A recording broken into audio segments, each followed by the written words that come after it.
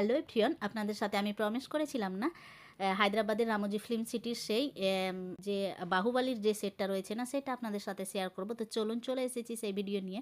এই যে সামনেরটা দেখছেন, ওইটা দিয়ে কিন্তু আমাদের প্রবেশ পথ। আর এখন আমরা ভেতরে ঢুকে পড়েছি। আর ঢুকেই দেখতে পাবেন এখানে বড় বড় একদমই পোস্টার লাগানো আছে, যেগুলো কিনা বাহুবলী ফিল্মেরই এক একটা পার্ট আর কি। তো তারপরে এখানে যেই দেখছেন, এটা হচ্ছে মাহেশ্বতী সাম্রাজ্য আর কি।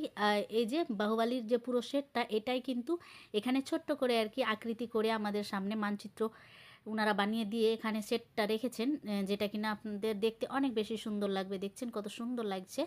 এই সেটটাই কিন্তু আপনাদের সাথে শেয়ার করব, সেই বড় বড় আর কি। আর এটা সেই ছোট্ট করে একটা করে রেখেছে। চলুন এবার যাই একটুখানি তার জিনিসপত্রগুলো দেখে আসি।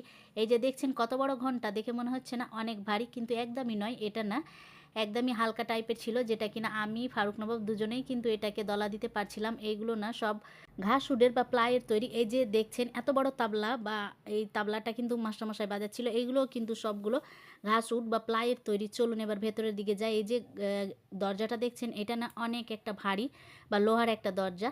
আর ঢুকেই আপনারা দেখতে পাবেন এই দুই সাইডে বড় বড় দুটো হাতি, যেটা কিনা আপনারা এই সে বাহুবলী ফিল্মেও দেখতে পাবেন।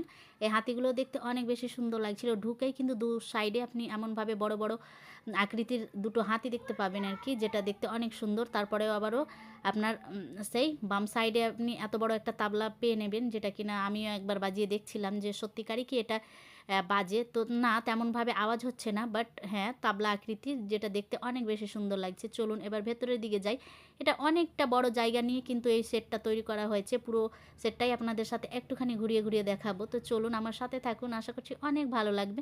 আর যদি ভালো লাগে প্লিজ আমার ভিডিওগুলো শেয়ার করবেন, আর লাইক কমেন্ট করতে ভুলবেন না কিন্তু। আমি অনেক কষ্ট করে আপনাদের জন্য ভিডিওগুলো তৈরি করছি আর কি। তো প্লিজ একটুখানি আমায় সাপোর্ট করবেন। আপনারা আমার ভিডিওগুলো শেয়ার করছেন না, প্লিজ শেয়ার করবেন।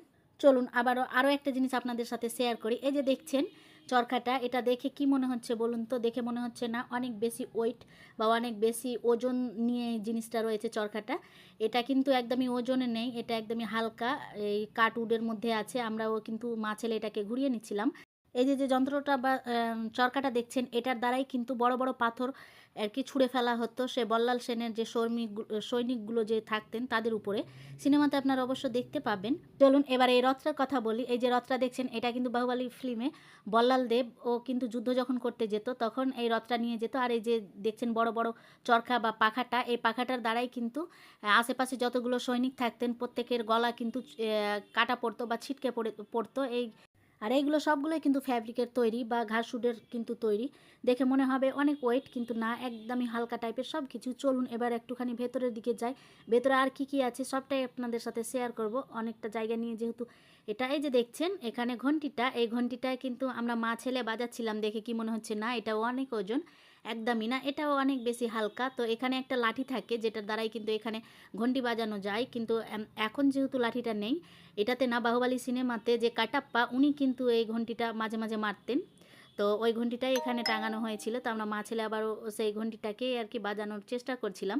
আর এই যে সেই রথটা, যেটা বল্লাল দেব আর কি যুদ্ধের সময় ইউজ করতেন। আর এই তো চরখা দ্বারাই কিন্তু অনেক সৈনিকের গলা কাটা হতো বা গলা কেটে ফেলতেন আর কি। আর এটা ইউজ হতো ওর পেছনে, যেটা আমরা দেখলাম সেটা হচ্ছে যে বুলেটের ইঞ্জিন লাগানো। আর সেই বুলেটের ইঞ্জিন দ্বারাই কিন্তু এটা চালানো যেত, যেটা আপনাদের সাথে আর কি বুলেটের ইঞ্জিনটা আর শেয়ার করলাম না। তারপর এখানে দেখছেন কতগুলো ভিড়। এখানে না অনেকেই কিন্তু দেখলাম 2 দল 3 দল স্টুডেন্ট এসছে এখানে ট্যুরে আর কি, মানে স্কুল থেকে আর কি কোনো স্যাররা নিয়ে এসছেন। দেখছেন কত স্কুলের ইউনিফর্ম।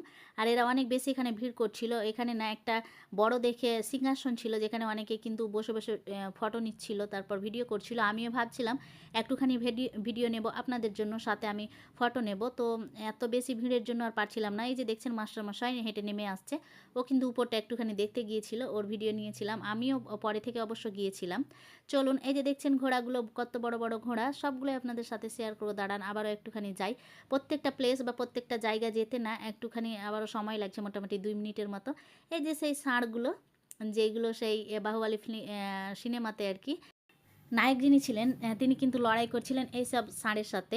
দেখে মনে হচ্ছে না যে এইগুলো ষাঁড় অরিজিনাল না। সত্যি কিন্তু অরিজিনাল না। কিন্তু সিনেমাতে দেখাচ্ছিল মনে হচ্ছিল অরিজিনালি ষাঁড়ের সাথে তারা লড়াই করছে। কিন্তু এমন না। এখানে ৩-৪ টা ষাঁড় রয়েছে। প্রত্যেকটা কিন্তু আলাদা, আলাদা রকমভাবে পোজে রয়েছে। আর সবগুলো পোজেই কিন্তু হয়তোবা শুটিং নিয়েছিলেন।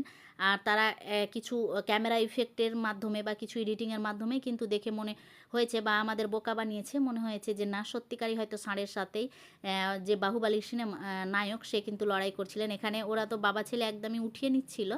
অনেকেই না এই ষাঁড়ের সাথে এখানে এসে ফটো তোলা, তারপরে এই যে এরকমভাবে সিন করতে গিয়ে ষাঁড়টাকে একদমই নড়িয়ে দিয়েছে। অনেকেই কিন্তু দেখছি যে উঠাতে পেরে নিচ্ছে। তো যাই হোক, তারপর তারপর এখানে একটা হ্রদ দেখতে পাবেন যেখানে বাহুবালী আর কি তার মা জল ভরতে যাচ্ছিল। আর এখানে একটা হাতি আর কি পাগল হয়ে গিয়েছিল বা তাকে কন্ট্রোলে নিয়ে আসার জন্য যে নায়ক সে কিন্তু নিজের শক্তিতে এই হ্রদটাকে টেনে ওই হাতিটাকে কন্ট্রোলের মধ্যে নিয়ে আসার চেষ্টা করেছিল। তখনই কিন্তু এই সিনেমাতে সেই বাহুবালীর নায়ক যে সে কিন্তু নিজের শক্তিতে এই রথটা টেনেছিল। আর সেই সিনটা কিন্তু আমাদের সিনেমাতে খুব ফেমাস একটা সিন।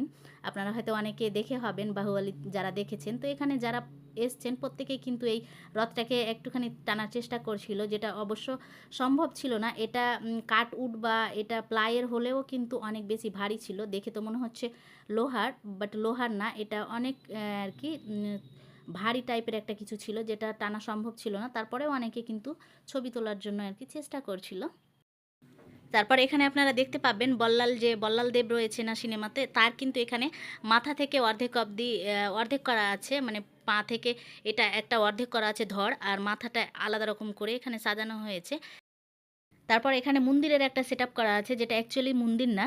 অনেকে কিন্তু এখানে যাচ্ছেন, ছবি তুলছেন। তো আমরাও একটুখানি গিয়েছিলাম যেটা কি একটুখানি দেখে আসি। তো যেটা দেখলাম যে এটা মন্দির, আর এই যে বাহুবলীর যে বড় দেখে একটা শিব মন্দির ওঠাই না, সেটাও কিন্তু এখানে দেখলাম সামনের একটু লাগানো রয়েছে। তো এই তো দেখছেনই, এই যে এই প্লেসটা দেখছেন, এখানে বাহুবলী সিনেমাতে যে দেবসেনা রয়েছে না, তাকে কিন্তু বন্দি বানিয়ে রাখা হয়েছিল এই জেলটার ভেতরে।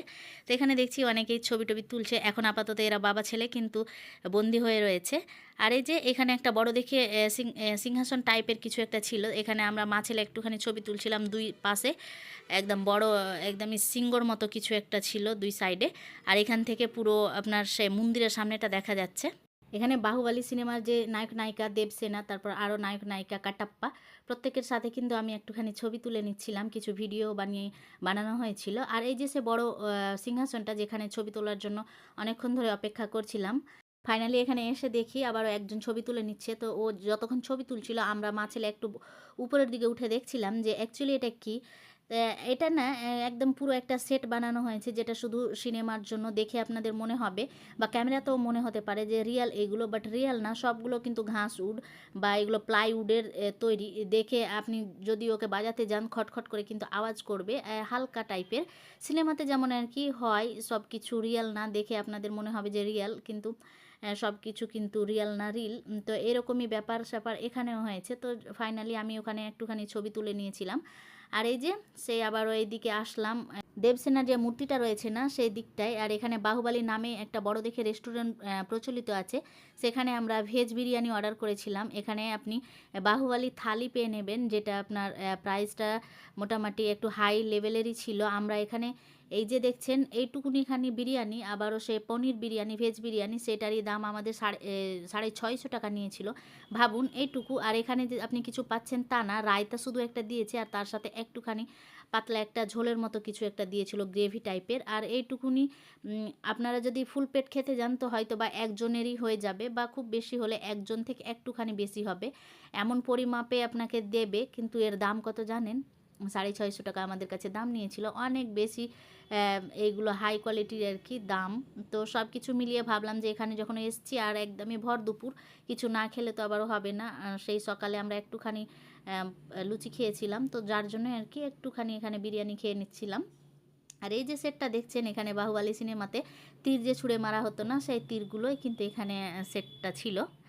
চলুন তাহলে তারপর লাস্টে এই সুন্দর সুন্দর মহিলাগুলোর নাচ দেখে আমাদের ভিডিওটা এখানেই শেষ করছি। আবারও নেক্সট ভিডিও নিয়ে আসবো খুব তাড়াতাড়ি। প্লিজ আপনারা আমার ভিডিওটা শেয়ার করবেন, লাইক কমেন্ট করতে ভুলবেন না।